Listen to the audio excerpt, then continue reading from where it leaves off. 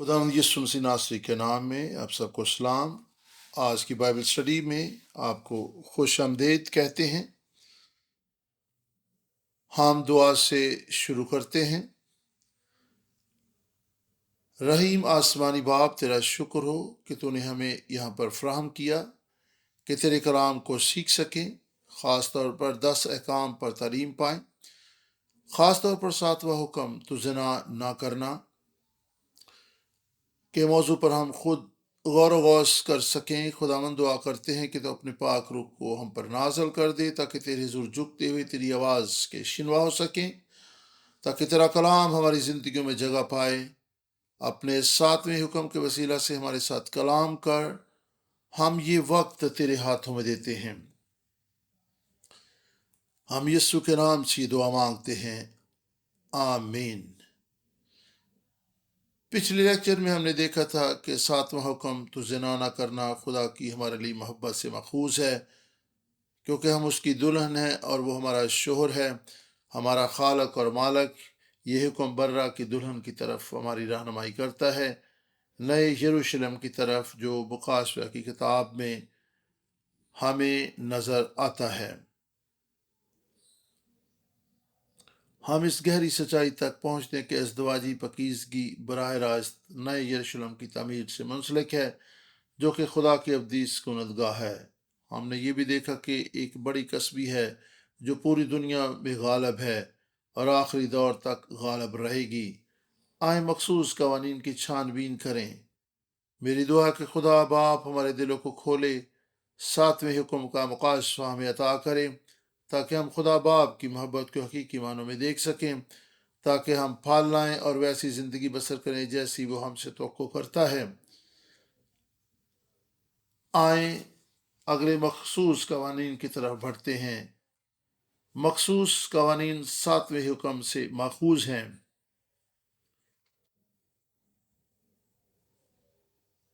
7واں حکم خروج 20 باب اور 14 آیت، اور استثنا 5 باب میں دیکھنے کو ملتے ہیں۔ اس طرح دیگر حوالہ جات بھی ہیں۔ خدا نے خاندانی زندگی کو محفوظ اور پاک بنانے کے لیے کئی ایک مخصوص قوانین متعارف کروائے۔ آج ہم انہی مخصوص قوانین پر غور کریں گے۔ یہ کل 8 قوانین ہیں۔ یہ ایسا ناخوشگوار سا موضوع ہے جس پر لوگ بات چیت کرنا نہیں چاہتے، لیکن ہمارے پاسبان ریورنڈ ابراہم پارک نے بڑی محنت سے یہ کتاب ترتیب دی اور بڑی محنت سے کتاب مقدس کی چھان بین کی، اور 7ویں حکم کے معنی و مفہوم کو سمجھنے اور اس کے اطلاق کے بارے میں وضاحت سے سب کچھ بیان کیا۔ اچھا کہ ہم ان مخصوص قوانین پر غور کریں۔ آج ہم ان تمام قوانین پر سیر حاصل تبصرہ نہ کر سکیں گے۔ آئندہ کلاس میں بقیہ قوانین پر غور و خوض کریں گے۔ سب سے پہلے خاندان کے افراد کے ساتھ بیاہ شادی پر ممانعت۔ شریعت کے مطابق اگر ایک شخص ایک عورت اور اس کی بیٹی سے شادی کر لے تو وہ تینوں آگ سے جلا دیے جائیں۔ پس شریعت سختی سے ماں بیٹی کے ساتھ جنسی تعلقات کی ممانعت اور مخالفت کرتی ہے۔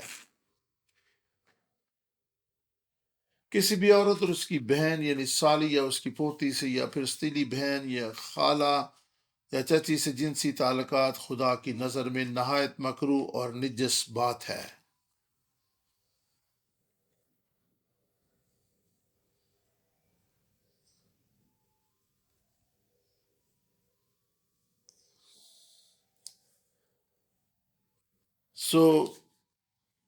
قریبی رشتہ داروں سے ازدواجی تعلقات قائم کرنے کی شریعت میں سخت ممانعت اور مخالفت ہے،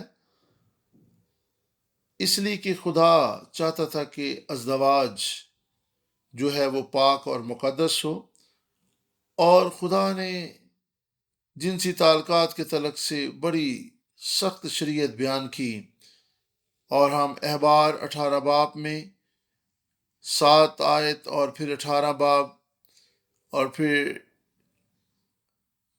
7ویں آیت، 8ویں، 9ویں، 10ویں آیت، یہاں پر ان تمام رشتے ناتوں کی فہرست دی گئی ہے جن کے درمیان ازدواجی تعلق کی ممانعت فرمائی گئی ہے۔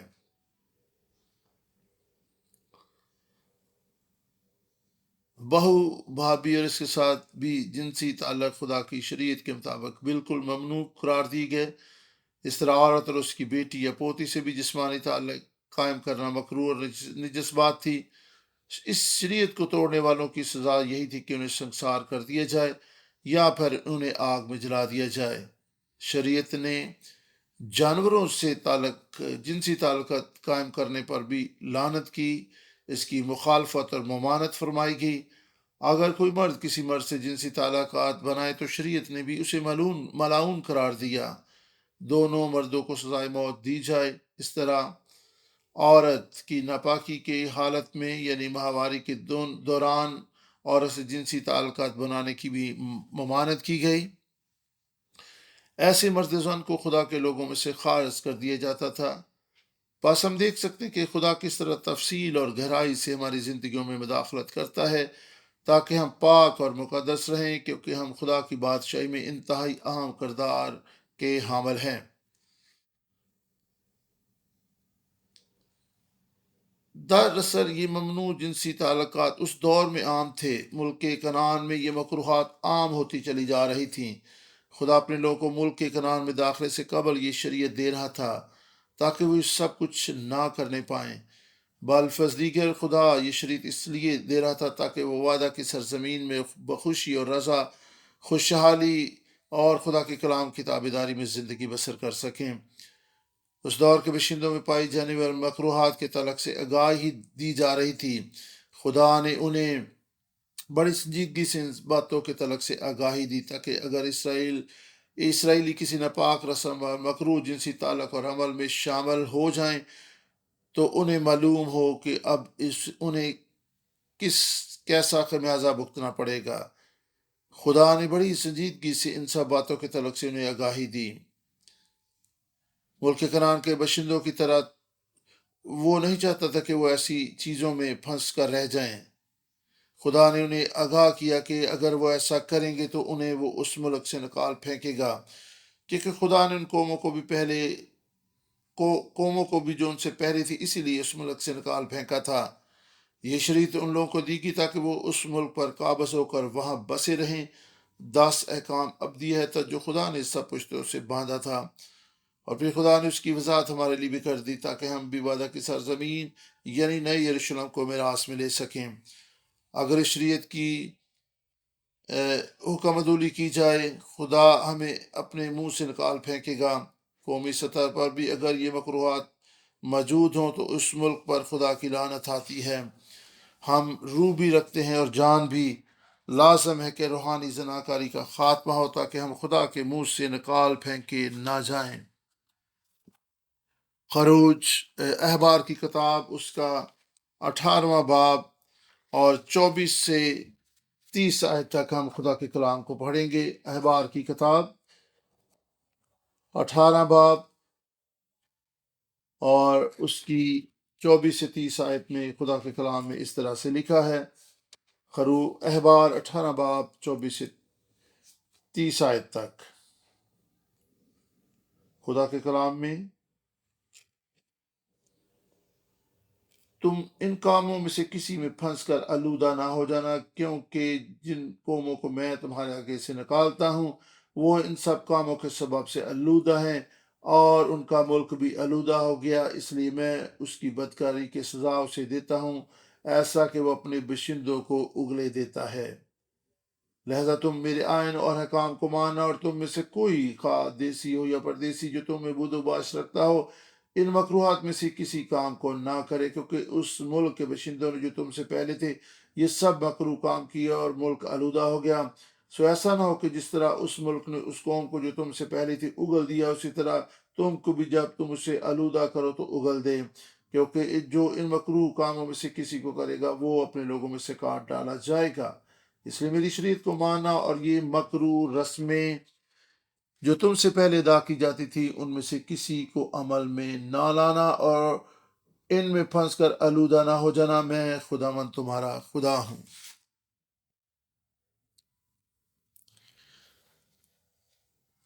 یہاں پر ہم دیکھ سکتے ہیں کہ خدا نے کس طریقے سے اپنے لوگوں کو اپنے لیے پاک بنے رہنے کی تعلیم دی۔ خدا نے بتا رہا کہ کس طرح وہ قومیں اپنی بری حرکات کے سبب سے نکال پھینکی گئیں اور تباہ حال ہوئیں۔ 25 آیت کو بھی ہم دیکھ سکتے ہیں خدا کے کلام میں سے۔ 25 آیت بیان کرتی ہے،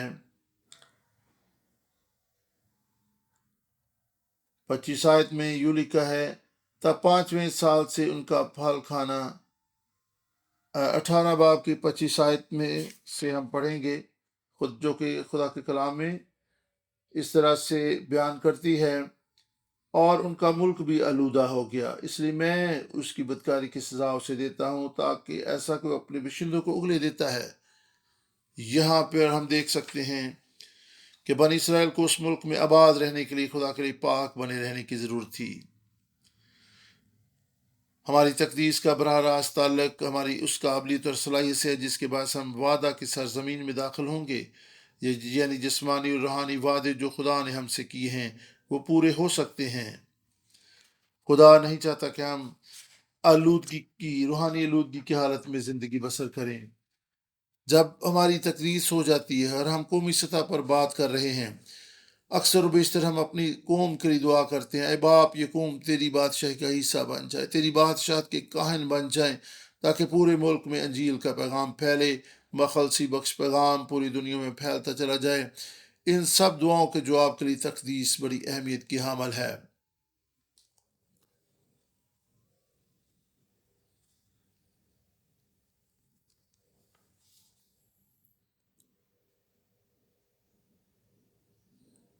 اور ہم بائبل مقدس میں آگے بڑھتے ہوئے استثنا 22 باب 13 اور 21 آیت کو پڑھیں گے۔ استثنا 22 باب خدا کے کلام میں سے، استثنا 22 باب 13 سے 21 آیت تک۔ پرانے عہد نامہ میں استثنا کی کتاب 22واں باب اور 13 سے 21 آیت میں خدا کے کلام میں اس طرح سے لکھا ہے، اور اگر کوئی مرد کسی عورت کو بیاہے اور اس کے پاس جائے اور بعد اس سے نفرت کر کے شرمناک باتیں اس کے حق میں کہے اور اسے بدنام کرنے کے لیے یہ دعویٰ کرے کہ میں نے اس عورت سے بیاہ کیا اور جب میں اس کے پاس گیا تو میں نے کنوارے پن کے نشان اس میں نہ پائے۔ یہاں پر اس شوہر کے تعلق سے بیان کیا گیا ہے جو اپنے جیون ساتھی یعنی اپنی بیوی پر کسی طرح کا الزام لگائے۔ اور خدا کے کلام میں سے ہم آگے بڑھتے ہوئے پڑھیں گے، تب اس لڑکی کا باپ اور اس کی ماں اس لڑکی کے کنوارے پن کے نشانوں کو اس شہر کے پھاٹک پر بزرگوں کے پاس لے جائیں، اور اس لڑکی کا باپ بزرگوں سے کہے کہ میں نے اپنی بیٹی اس شخص کو بیاہ دی، پر یہ اس سے نفرت رکھتا ہے اور شرمناک باتیں اس کے حق میں کہتا ہے اور یہ دعویٰ کرتا ہے کہ میں نے تیری بیٹی میں کنوارے پن کے نشان نہیں پائے، حالانکہ میری بیٹی کے کنوارے پن کے نشان یہ موجود ہیں۔ پھر وہ اس چادر کو شہر کے بزرگوں کے آگے پھیلا دے۔ تب شہر کے بزرگ اس شخص کو پکڑ کر اسے کوڑے لگائیں اور اس شخص سے چاندی کی 100 مسکال جرمانہ لے کر اس لڑکی کے باپ کو دیں، اس لیے کہ اس نے ایک اسرائیلی کنواری کو بدنام کیا اور وہ اس کی بیوی بنی رہے اور وہ زندگی بھر اس کو طلاق دینے نہ پائے۔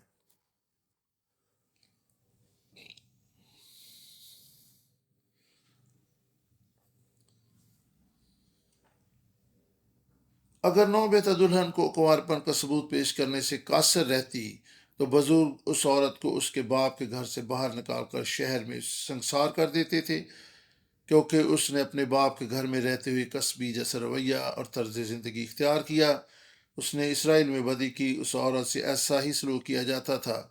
بس خدا نے ازدواج میں ایک ترتیب اور نظام برقرار رکھنے کے لیے ایمان کی پاکیزگی کو اس طرح سے ازدواج میں قائم کیا تاکہ خاندان، معاشرہ اور پوری قوم میں پاکیزگی قائم رہے۔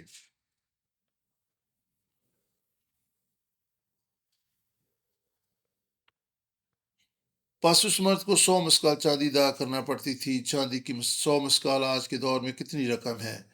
یہودا اسکروتی نے 30 سکوں میں خدا یسوع مسیح کو پکڑوایا تھا۔ یہ 4 ماہ کی مزدوری کے برابر رقم تھی۔ پس یہ آج کی اصطلاح میں 12,000 سے $5,000 تھے۔ چاندی کی 36 مسکال، 100 مسکال چاندی، $4,000 جرمانہ تھا، اور اسے اپنی بقیہ زندگی طلاق بھی نہیں دے سکتا تھا۔ آپ دیکھ سکتے ہیں کہ 7ویں حکم کے تعلق سے خدا کی اس قدر سنجیدہ تھا۔ آئیں تیسرے مخصوص قانون کی طرف بڑھتے ہیں، جو کہ جنسی جرائم کی روک تھام کے بارے میں ہے۔ اگر کوئی شخص کسی شادی شدہ عورت سے زنا کرے، دونوں ہی موت کی گھاٹ اتار دیے جائیں۔ اگر کوئی شخص شہر میں کسی کنواری منگنی یافتہ سے زنا کرے، وہ دونوں کو سنسار کر دیے جائیں۔ پس اگر ایک مرد کسی منگنی یافتہ عورت سے زنا کرے تو صرف مرد ہی مارا جائے، لیکن اگر وہ کسی غیر منگنی یافتہ کنواری سے زنا کرے تو وہ اس کے باپ کو 50 مسکال چاندی دے، لڑکی اس لڑکی سے بیاہ کر لے اور اپنی ساری عمر اس سے طلاق نہ دینے پائے۔ اس قانون کی بنیاد پر کہ ہمارا خدا پاک خدا ہے، وہ چاہتا ہے کہ ہمارے بدن بھی پاک رہیں۔ بطور شادی شدہ جوڑے وہ چاہتا ہے کہ ہماری زندگیاں پاک ہوں۔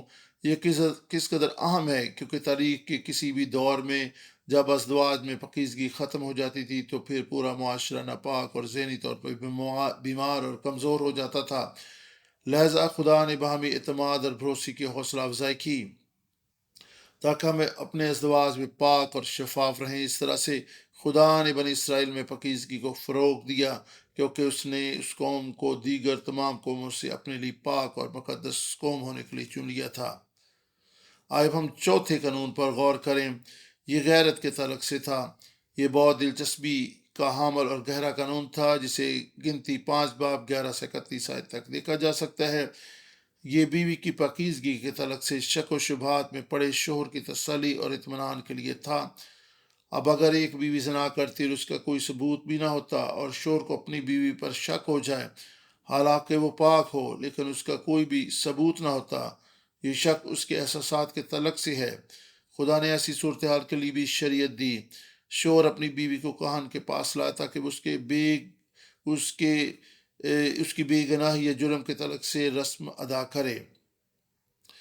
اس قانون سے قطعی مختلف، جس میں لوگ رنگے ہاتھوں عین فعل کے وقت پکڑے جاتے اور انہیں سزا ملتی تھی، بالفاظ دیگر اس جرم کا کوئی ثبوت اور گواہ موجود ہوتا تھا۔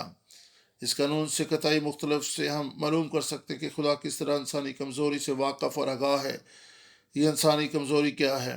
کسی چیز کے تعلق سے شک و شبہات کا شکار ہو جانا، یا پھر کسی چیز کے تعلق سے غیرت یا حسد محسوس ہونے لگ جانا۔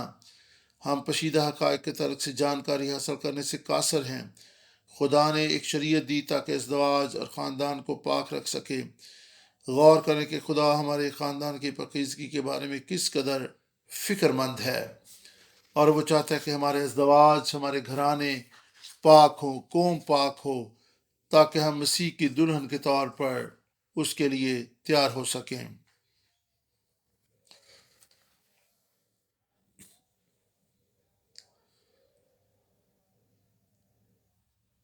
اس شریعت کے وسیلہ سے خدا نے شوہر کو بلا ثبوت شک کرنے سے روکا، اور بیوی کو شوہر کی نظر میں شک و شبہ سے بالا تر ہو کر زندگی بسر کرنے کا موقع دیا، کیونکہ اس طرح سے بیوی کے تعلق سے شک و شبہات کے شکار شوہر کے احساسات اور جذبات شدت اختیار کر سکتے تھے، جس سے وہ اس کے تعلق سے جھوٹے الزامات لگا سکتا تھا۔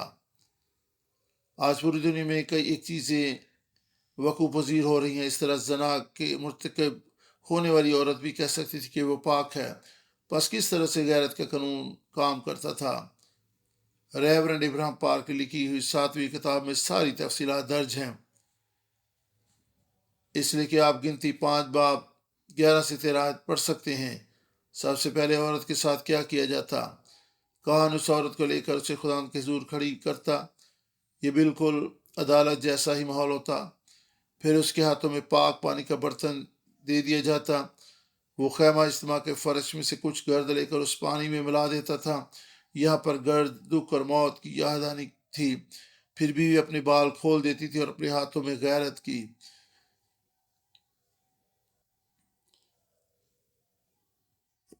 کی قربانی پکڑ۔ یہاں پر اس کے کھلے بال غم، دکھ اور مایوسی کو پیش کرتے ہیں۔ گنتی 5 باب اور 11 سے 31 آیت تک اس حوالہ کو آپ پڑھ سکتے ہیں۔ 5 باب اور 11 سے 31 آیت تک گنتی 5واں باب اور اس کی 11 سے 31 آیت میں آپ سارے واقعے کو پڑھ سکتے ہیں کہ اگر وہ عورت بے گناہ ہوتی تو اس پانی میں موجود لعنت کا اس کی زندگی پر کوئی اثر نہیں ہوتا تھا، اور اگر وہ قصوروار ہوتی تھی تو پھر اس کی ران سڑ جاتی تھی۔ 5 باب 11 سے 31 آیت تک میں اس حوالہ کو آپ کے سامنے پڑھنا چاہوں گی۔ اور خدا نے مجھ سے کہا کہ بنی اسرائیل سے کہے کہ اگر کسی کی بیوی گمراہ کر اس سے بے وفائی کرے اور کوئی دوسرا آدمی اس عورت کے ساتھ مباشرت کرے اور اس کے شوہر کو معلوم نہ ہو بلکہ یہ اس سے پوشیدہ رہے اور وہ ناپاک ہو گئی ہو، پر نہ تو کوئی شاہد اور نہ ہی عین وقت کے فعل پکڑی گئی ہو، اور اس کے شوہر کے دل میں غیرت آئے اور وہ اپنی بیوی سے غیرت کھانے لگے حالانکہ وہ ناپاک ہوئی، یا اس کے شوہر کے دل میں غیرت آئے اور وہ اپنی بیوی سے غیرت کھانے لگے حالانکہ ناپاک نہیں ہوئی، تو وہ شخص اپنی بیوی کو کاہن کے پاس حاضر کرے اور اس عورت کے چڑھاوے کے لیے ایفا کے 10ویں حصہ کے برابر جو کا آٹا لے، پر اس پر تیل نہ ڈالے اور نہ لبان رکھے، کیونکہ یہ نظر کی قربانی غیرت کی ہے، یعنی یہ یادگاری کی نظر کی قربانی ہے جس سے گناہ یاد دلایا جاتا ہے۔ تب کاہن اس عورت کو نزدیک لا کر خدا ان کے حضور کھڑی کرے، اور اس کاہن مٹی کے ایک باسن میں مقدس پانی لے اور مسکن کے فرش کی گرد لے کر اس پانی میں ڈالے، پھر کاہن اس عورت کو خدا کے حضور کھڑی کر کے اس کے سر کے بال کھلوا دے اور یادگاری کے نظر کی قربانی کو جو غیرت کی نظر کی قربانی ہے اس کے میں ہاتھوں پر دھرے، اور کاہن اپنے اس کڑوے پانی کو ہاتھ میں اس کڑوے پانی کو لے جو لعنت کو لاتا ہے، پھر کاہن اس عورت کو قسم کھلا کر کہے کہ اگر کسی شخص نے تو سے صحبت نہیں کی اور تو اپنے شوہر کی ہوتی ہوئی ناپاکی کی طرف مائل نہیں ہوئی تو اس کڑوے پانی کے تاثیر سے جو لعنت لاتا ہے بچی رہے، لیکن اگر تو اپنے شوہر کی ہوتی ہوئی گمراہ ہو کر ناپاک ہو گئی ہے اور تیرے شوہر کے سوا کسی دوسرے شخص نے تو اس سے صحبت کی ہے، تو کاہن اس عورت کو لعنت کی قسم کھلا کر اس سے یوں کہے کہ خداوند تجھے تیری قوم میں تیری ران کو سڑا کر اور تیرے پیٹ کو پھلا کر لعنت اور پھٹکار کا نشانہ بنائے، اور یہ پانی جو لعنت لاتا ہے تیری انتڑیوں میں جا کر تیرے پیٹ کو پھلائے اور تیری ران کو سڑائے، اور عورت آمین آمین کہے، پھر کاہن ان لعنتوں کو کسی کتاب میں لکھ کر ان کو اس کڑوے پانی میں پھیلا دے، پانی میں دھو ڈالے، اور وہ کڑوا پانی جو لعنت کو لاتا ہے اس عورت کو پلائے، اور وہ پانی جو لعنت کو لاتا ہے اس عورت کے پیٹ میں جا کر کڑوا ہو جائے گا، اور کاہن اس عورت کے ہاتھ سے غیرت کی نظر کی قربانی کو لے کر خدا ان کے حضور اس کو ہلائے اور اسے مذبح کے پاس لائے، پھر کاہن اس نظر کی قربانی میں سے اس کی یادگاری کے طور پر ایک مٹھی لے کر اسے مذبح پر جلائے بعد اس کے وہ پانی اس عورت کو پلایا جائے، اور جب اس سے وہ پانی پلا چکے گا تو ایسا ہوا کہ اگر وہ ناپاک ہوئی اور اس نے اپنے شوہر سے بے وفائی کی تو وہ پانی جو لعنت کو لاتا ہے اس کے پیٹ میں جا کر کڑوا ہو جائے گا اور اس کا پیٹ پھول جائے گا اور اس کی ران سڑ جائے گی، اور وہ عورت اپنی قوم میں لعنت کا نشانہ بنے گی، پر اگر وہ ناپاک نہیں ہوئی بلکہ پاک ہے تو بے الزام ٹھہرے گی اور اس سے اولاد ہوگی۔ یہاں پر ساری چیزوں کو تفصیل سے دیکھ سکتے ہیں کہ خدا کس طریقے سے غیرت کے تعلق سے بھی قانون کو بیان کرتا ہے۔ گنتی 5 باب 31 آیت میں اس شریعت کے وسیلہ سے خدا نے شوہر کو بلا ثبوت شک کرنے سے روکا اور بیوی کو شوہر کی نظر میں شک و شبہ سے بالا تر روک کر زندگی گزارنے کا موقع دیا، کیونکہ اس طرح سے بیوی کے تعلق سے شک و شبہات کا شکار شوہر کے احساسات اور جذبات شدت اختیار کر سکتے تھے۔ اب اس پانی کے پی جانے کے بعد نتیجہ کا انتظار کیا جاتا تھا، یہ خدا کی طرف سے فیصل ہونا تھا کہ آیا وہ عورت زناکاری کی گناہ میں مبتلا ہوئی یا پاک ٹھہری۔ یہ سب کچھ اس لیے تھا تاکہ سچائی منظر عام پر آ جائے۔ اگر بیوی مجرم نہ ہوتی اور وہ معصوم ہوتی تو اس پر لعنت نہیں ٹھہرتی تھی، اور وہ خدا کی نظر میں بھی مقبول ٹھہرتی اور انسان کی نظر میں بھی مقبول ٹھہرتی تھی۔ دوسری بات، جب ہم قطعی طور پر اپنے خاندان اور معاشرے میں پاکیزگی اور اطمینان کے طالب ہوتے ہیں، خدا ہماری دعاؤں کو جواب دیتا ہے، اس لیے ہمیں پریشان ہونے کی کوئی ضرورت نہیں۔ یہ کس قدر خوبصورت بات ہے! غیرت کے تعلق سے قانون، اس قانون کے تحت خدا نے ازدواج کے رشتے کو محفوظ رکھا۔ اس قانون کے وسیلے سے خدا ایک چیزوں کو ہم پر واضح کرتا ہے۔ اول، خدا خاندانی پاکیزگی کو محفوظ رکھتا ہے تاکہ شک و شبہ کی بنیاد پر گھرانے تباہ نہ ہوں۔ آئے ہم دعا کریں۔ آسمانی باپ، تیرا شکر ہو کہ تو نے اپنے کلام کو سیکھنے کے لیے یہاں پر فراہم کیا، تاکہ ہم تیرے عہد کو جو 10 احکام کے وسیلہ سے تو نے سب پشتوں سے باندھا ہے سیکھ سکیں، اور اس پر غور و فکر کرتے ہوئے اسے اپنا طرز زندگی بنا سکیں۔ ہم جانتے کہ انسانی طاقت سے ہم 7ویں حکم پر عمل پیرا نہیں ہو سکتے، کیونکہ ہم جان گے کہ یہ صرف جسمانی گناہ نہیں بلکہ روحانی طور پر بھی اس گناہ کا گہرا تعلق ہے۔ خدا یسوع مسیح نے کہا کہ ہم سوچ اور خیالوں میں بھی اس گناہ کے مرتکب ہو سکتے ہیں۔ آسمانی باپ، ہم اپنی ساری مشکلات، کشمکش اور مسائل تیری حضوری میں لاتے ہیں۔ خداوند، آج کی بائبل اسٹڈی کی وساطت سے تو نے ہمیں یقین دہانی کرائی ہے کہ تو ایسا خدا ہے جو نادیدنی گناہ اور خاموش الفاظ کی بھی عدالت کرتا ہے۔